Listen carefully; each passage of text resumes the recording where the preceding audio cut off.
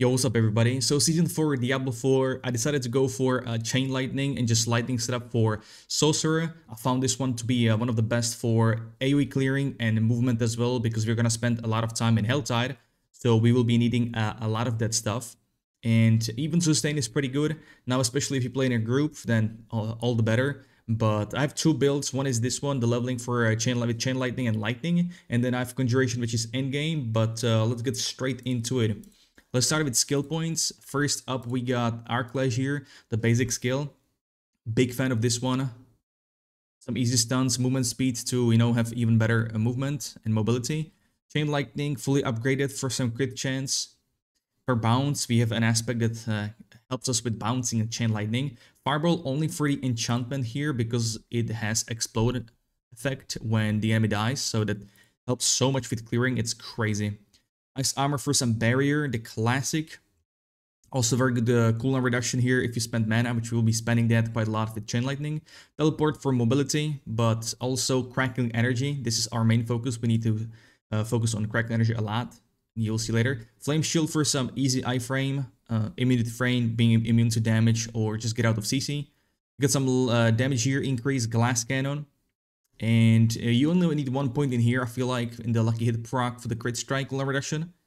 And next up we got Lightning Spear. This is not on the bar, but this is triggered from Unstable Currents, which is the ultimate. Luck hit increase, Sorcerer is based quite a lot around that one. We got some passive for damage reduction, but also for some max life as barrier if you use a cooldown, which is very nice. So we will have, barrier up non-stop with the cooldown reduction overall with this build. And then even more damage reduction, like Sorcerer is really stacked with with damage reductions. It's amazing. Here we go only with the passives here, with the chance to form crackling energy if you crit. That's why we kind of want to invest in crit if you can with your gear that you get. Now every time you stun an enemy, you also deal damage, so that is pretty decent.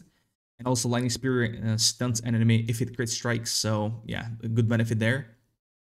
Next up, we got Unstable Current, which is our ultimate, and this one is giving us attack speed. Now, there's two categories for attack speed. First one is from passives on items and stuff like that, and the second one is from most aspect of accelerating goes over the cap, and Unstable Currents also goes over the cap. So we can get like, if you can reach 100% attack speed from normal items, you can get up to 150%. Both with aspect and this bad boy. Now we max out all the passives here for the shock skills, of more crit chance once again. So you could, crit chance. So yeah, as you can see before, it supports like these passives and Lightning Spear as well. Movement speed for mobility. We get some less damage even from enemies, and then more stun. Never enough stun. And last, passive here, overflowing energy, is basically whenever your crackling energy hits enemy, you will get cooldown reduction, and this is why we have crackling energy as much as we can everywhere. So this is the skill setup. And as you can see here, once again, I have leveling build and an endgame build. This is Frozen Orb Conjuration, but this requires unique. This one does not. It's only aspects. So aspects, we got some damage reduction from conjuration skills, which are gonna be created from our unstable currents. This ultimate, which can be up pretty often thanks to our overflowing passive. Now we get even more damage reduction here from CC enemies, and they will be always CC'd from your skills. From unstable once again, some attack speed from accelerating here once you crit, and we are built quite a lot in crits. You got some exploder to make, to have the freeze longer on targets, because we're gonna be casting a lot of ice skills or frost skills from unstable. Yes. Here, they changed teleport in a recent from PTR and going into season 4, where teleport cooldown is no longer from the upgraded skill, but it's in aspect here, so that's why we take it. And once again, we get crackling energy hitting more enemies, right? And that goes once again with the overflowing energy.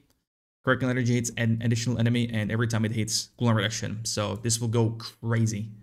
Weapon here, I'm running a one-handed and offhand, not two-hander, so I like some chain lightning, chance to chain again, but a bit more often basically.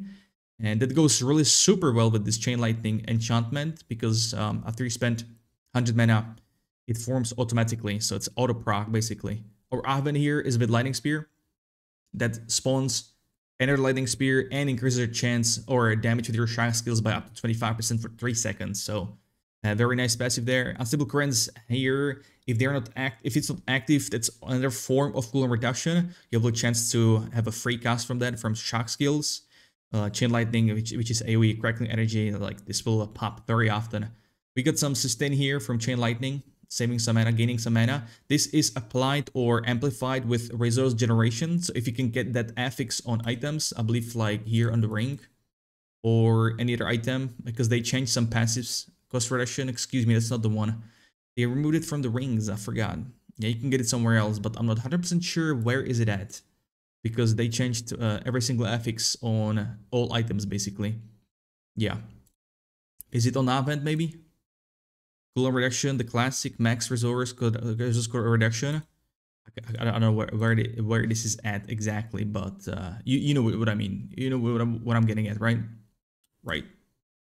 Or, I mean, you can go with resource cost reduction, right? Amulet here, we got Crackling Energy has a chance to chain to additional enemy and other crazy stuff. That's why I put it on Amulet, so we can proc this non-stop. And since this build is based on Crackling Energy.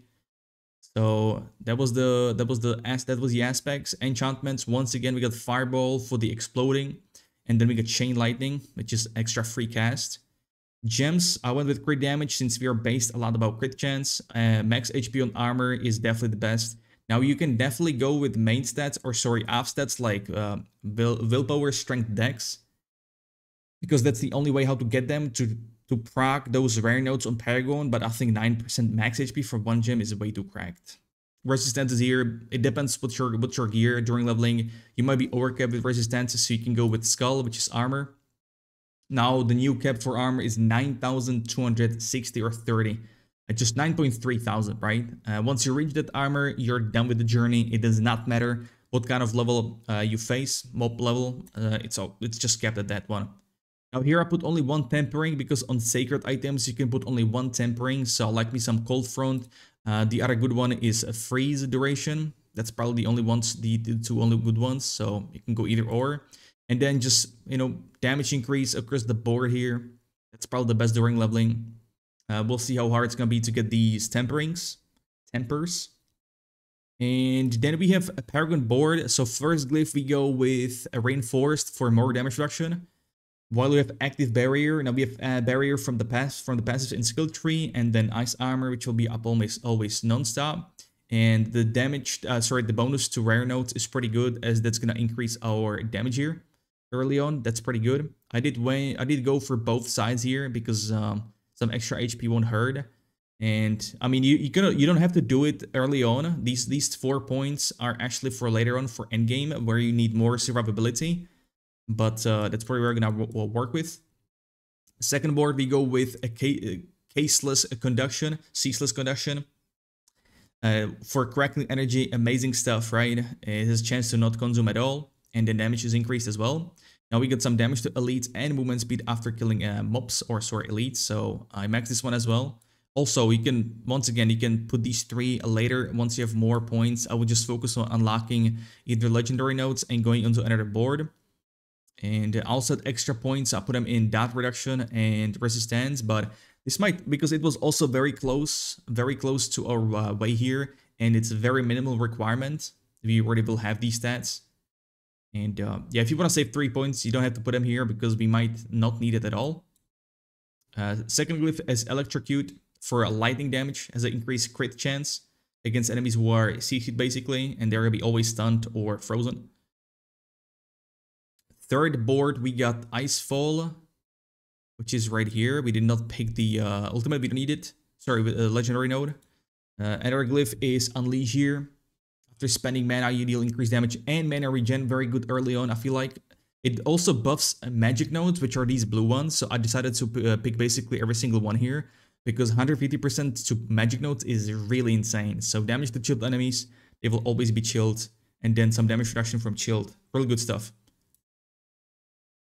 Another board we got is Enchantment Master. I didn't go for the enchantment stronger here, but you could totally like shave off these points I just showed you down here and whatnot on the side, and just put them here if you feel like it, if you want to do that. But the glyph here, we got Charged. Cracking energy deals damage for each 5 intelligence in it. That's why I stacked up all intelligence, 65 of them. That's a lot of damage increase. And then picking up energy grants you another increased damage. So that's very cracked. So having movement speed is going to help gathering these energies.